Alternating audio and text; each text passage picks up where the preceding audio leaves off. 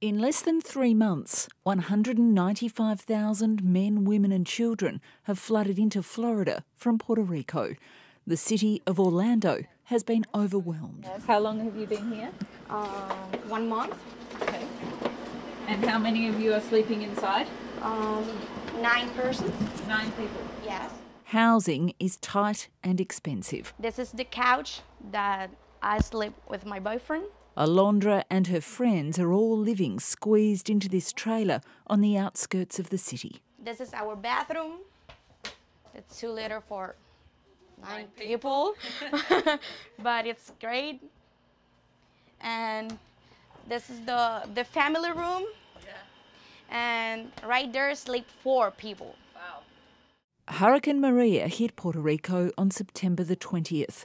Food and water supplies remain short, businesses are closed, and more than 1 million people are still without electricity. It's not light. No power. Lack of power is a key driver behind the mass migration. It forced Maria to abandon her successful restaurant, ending a lifelong dream. It's been 6 years to have my dream come true. Now it's not a dream, it's a disaster, no? With no income, she packed one bag and bought a one-way ticket. I'm glad that I'm here and that God gave me maybe this fresh new start. I lost everything in Puerto Rico, so it's hard for me to go back because I lost everything. I just came with a backpack here. That's it. Community organisations are providing supplies and accommodation for the new arrivals amid a developing housing crisis. I think overall the feelings seem to be the same: desperation, anxiety, uncertainty. To put it in context, Orlando has absorbed the equivalent of the entire population of a small Australian city like Darwin in the last 2 months. Already it's one of the largest mass migrations in US history, with huge implications for Florida, but also for Puerto Rico, which is losing some of its most productive people. And many will never go back. Y no van para atrás. No. The people that she knows, they are going to stay.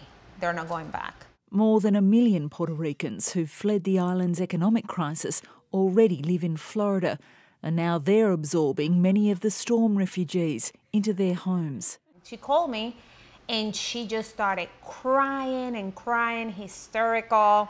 And she said, I have to leave because if I don't leave, something's going to happen to Gabriel. He has life-threatening kidney problems and can't go home until there's functional health care. I'm sleeping in my room. Sleeping in your room? Do you miss that? Oh my, I bet. Gabriel won't be back in his own bed anytime soon. And he's not the only one. For me, it's no problem. It's no problem, but the kids. So why did you come? It's a hard time, I know. I'm sorry.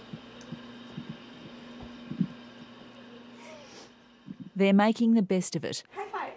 Woo! But they won't be home for Christmas, if at all. Zoe Daniel, ABC News, Orlando, Florida.